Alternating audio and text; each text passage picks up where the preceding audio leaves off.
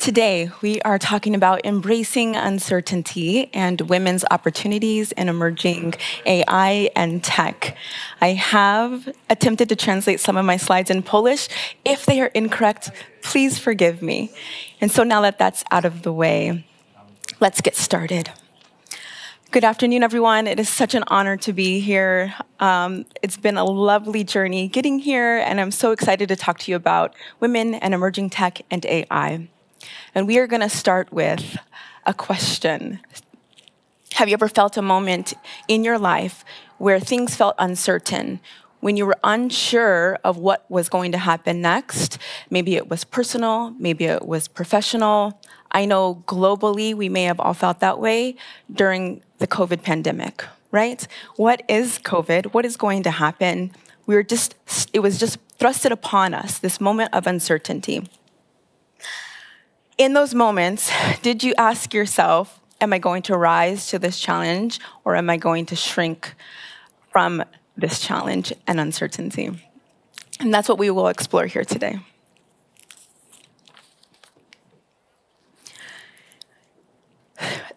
Sometimes, like the word uncertain, it is uncomfortable, right? And sometimes being uncertain, it is frightening. But it is the birthplace of growth, it is the birthplace of innovation, and it is the birthplace of transformation. My name is Kate Carter. I am a PhD candidate in healthcare and ethics. And I worked in healthcare for the last 8 years, working with individuals doing physical therapy. And I am often met with patients in that moment of uncertainty, whether they've just had a stroke or a heart attack or an amputation, a motor vehicle accident, or a gunshot wound. These are things that we don't prepare for. They just happen, right? This is a part of life. Outside of healthcare, I work at Mia AI, where our mission is to empower 1 million women worldwide with AI. It's bold, it's audacious, but it reflects the incredible potential we have to reshape the future of technology.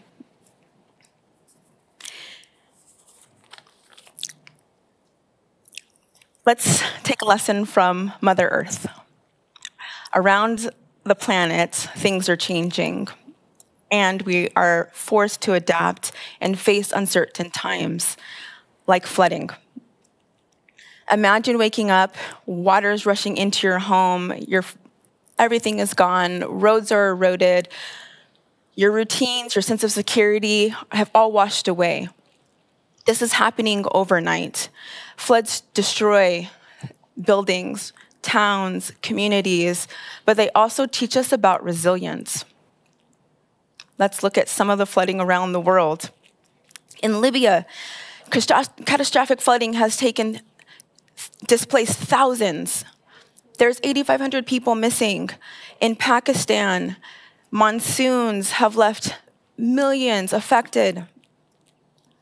In China, rainfall has left cities destroyed and left at a standstill.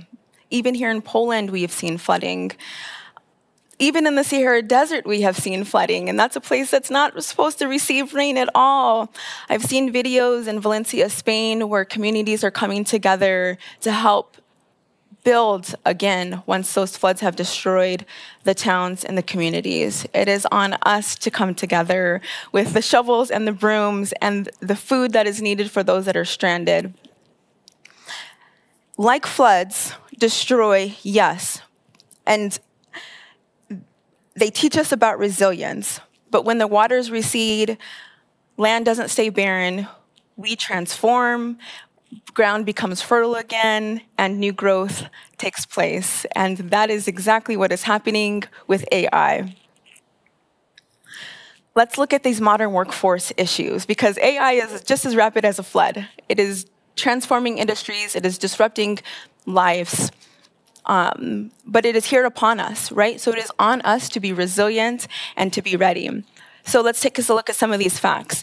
The number of businesses, they say they expect to reduce their workforce through new technology use is 40%. That is the World Economic Forum. There were 8 focused countries, more than 1 million workers. 1 in 16 will need to find a different occupation by 2030. That doesn't sound very far away because it is happening quick. and it is happening right now. The amount of world's population under 25, only 22% of people under 25 feel as though, let me back up 1 second, they are delighted with their opportunities to advance in the workforce. AI is disrupting jobs, just like floods disrupt communities. In the US, 66% of US jobs, roughly 104 million people, are expected to be highly or moderately exposed to generative AI, which means they might face substantial changes due to automation. Now, it used to be believed that it was more advanced cognitive roles like mathematical modeling, data scientist, those higher automated positions that were at risk by AI, and I would argue that that's not necessarily true when you combine artificial intelligence and robotics. Lower skilled jobs are also in play here. They will also be impacted and affected by AI. And as a prime example, right here in Poland, there was a radio station who recently laid off their radio host and opted to use artificial intelligence AI chatbots to replace them. That caused some stir and some commotion, and they have deemed it an experiment now and have replaced their AI chatbots back with humans. But this is just one example of disruption. They may have felt their position was safe, and just like that, it wasn't. So luckily, we've already seen a change, but this causes questions about ethics and morals. Is it right? Is this actually being creative? And that is up to us to decide. There's a critical role for women needed in technology. Industries that will be impacted by artificial intelligence are heavily employed by women. So the media, administration, customer service, these will be the hardest impacted by artificial intelligence. But let me ask you this. Is disruption a threat, or is it an invitation for opportunity? And that's the side I like to err on because I see the glass half full. So we bring something unique to the table. The women in this room, the women watching online, the women watching on their television, our voices are needed. We ask those tough questions. We ask, is technology fair? We ask, from this technology and who is being left out. And we ask, how do we make it more inclusive and equitable for all? We don't think of ourselves, right? Because we're typically raising our families, and our families are interacting with other families. So like my patients who I treat, whether that individual has autism or is visually impaired, all of these voices are needed within this space. AI allows us to redesign the way that we work. AI allows us to create entirely new fields that haven't been invented yet, like ethical AI development and data governance.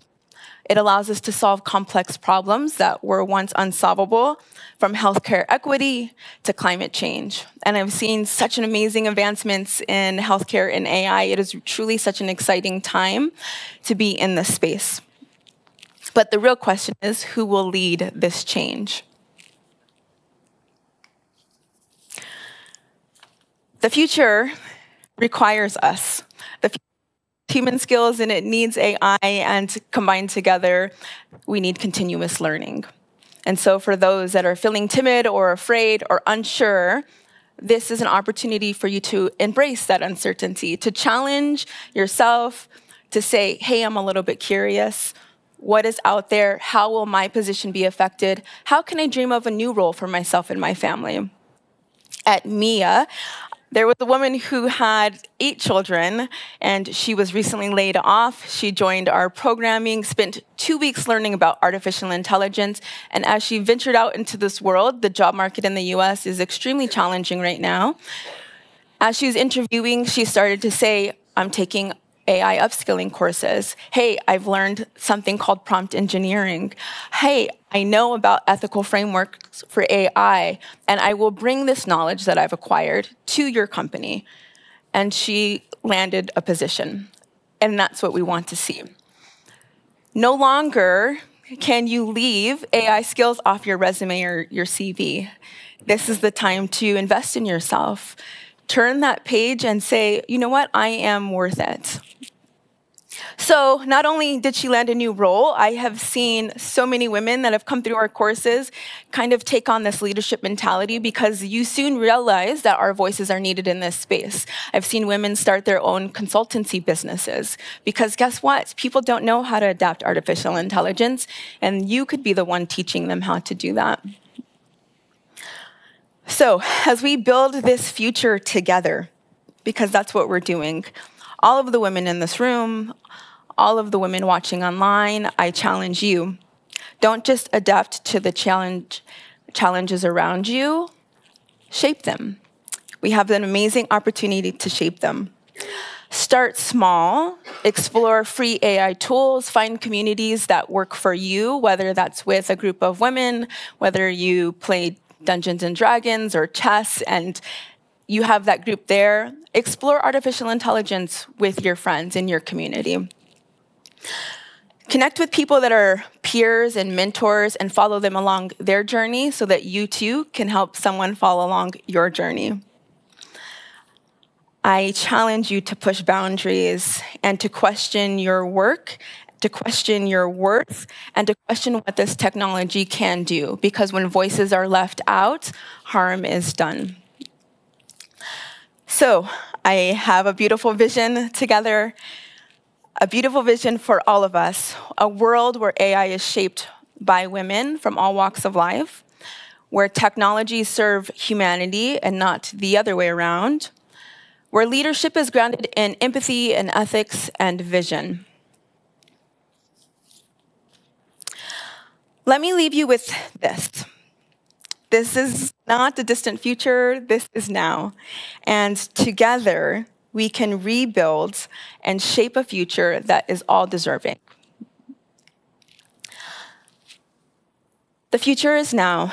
It is upon us to take this opportunity to learn artificial intelligence. So if you have any questions or if you're feeling unsure, please reach out to myself or any one of these amazing panelists that have presented before me and ask them. Join them on their journey, and likewise, I will follow you on yours. Thank you so much for spending your time with me today. This is our opportunity to embrace these uncertain times and embrace emerging technology. Thank you.